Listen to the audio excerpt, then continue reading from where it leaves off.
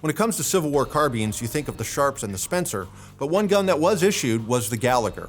Now, it was an interesting breech loader, not a cartridge gun initially, but certainly an interesting Civil War firearm.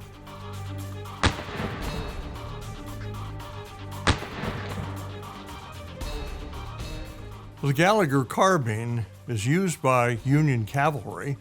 During the war, the government contracted for about 18,000, close to 18,000 of them. But it was actually invented by a Southerner, and he invented it, Mahlon Gallager. He was a Georgian, but he was living in South Carolina at the time when he patents it in the summer of 1860. He sells his patent to Richardson Overman in Philadelphia because, of course, most all of the firearms manufacturing in the U.S. at that time, aside from single-shot hunting rifles, is really happening up north. And so he sells his patent to them, and they turn around, and by 1861, they got a contract with the U.S. government.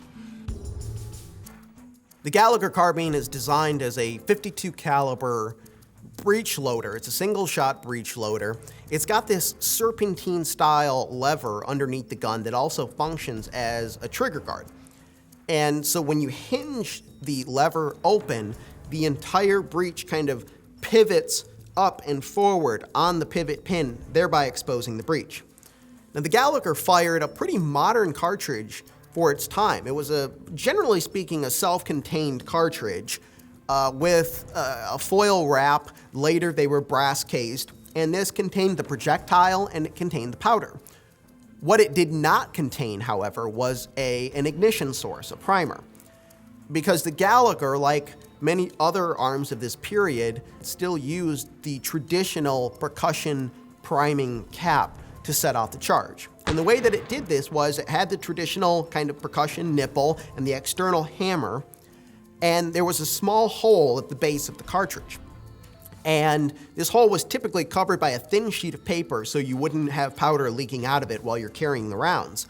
But when the flame from the percussion cap fired into that hole, it would set off the main charge. And that's how the gun fired. The problem with the Gallager, the biggest problem, was once that .50 caliber round goes off and you open the gun, was extracting the cartridge. It didn't have an extractor. And of course the mouth of the cartridge is going to expand into the chamber of the gun, and especially with black powder fouling, you had real issues trying to get the case out of that gun.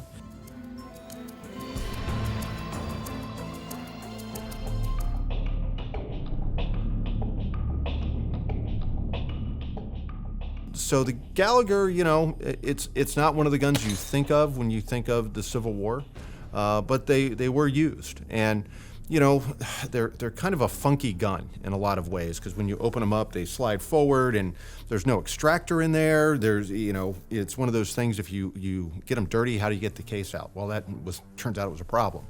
So the original Gallager was eventually modified, and in 1865, they made a small number of Gallagers that were actually chambered for that newfangled thing called the metallic cartridge. Any collector that's going to set off and collect Civil War carbine is going to want to collect the whole set. So a Gallager is imperative. The Peabody, the Jocelyn, and the Sharps, and you're going to want to get all of them. And of course, a Gallager, it's a fine-looking gun. It's interesting in the fact that it had no forearm to it, so it's going to get hot just like the Henry does when it's fired, and that's another drawback to shooting the gun. My experience with them has been not as bad as some people say. They claim that when they were testing them, the darn things were firing 12 feet high at 100 yards and things like this. To be fair, the ones I have shot do fire a little high, but I can get a reasonable group out of them. As far as a gun that I would pick to take into battle with me, the Gallager's not at the top of the list. Obviously, the Sharps or the Spencer would be.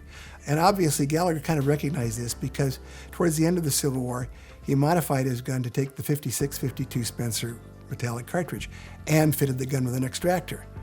So even though these guns never actually saw it into service, they were a definite improvement over the original piece.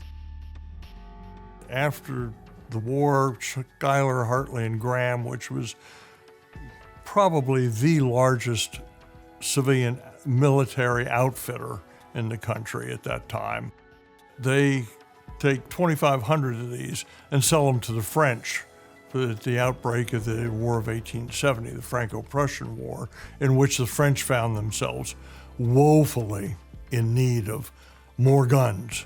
And they came to America and got all sorts of guns, amongst which were these 2,500 Gallager carbines. A lot of those then stayed in Europe, and there's Gallagers that are found in all kinds of different chamberings and cartridges. I have not read any accounts of the French actually using the guns. However, probably the word sacre bleu would have come up many times in the battlefield by anyone that had to wield the darn things.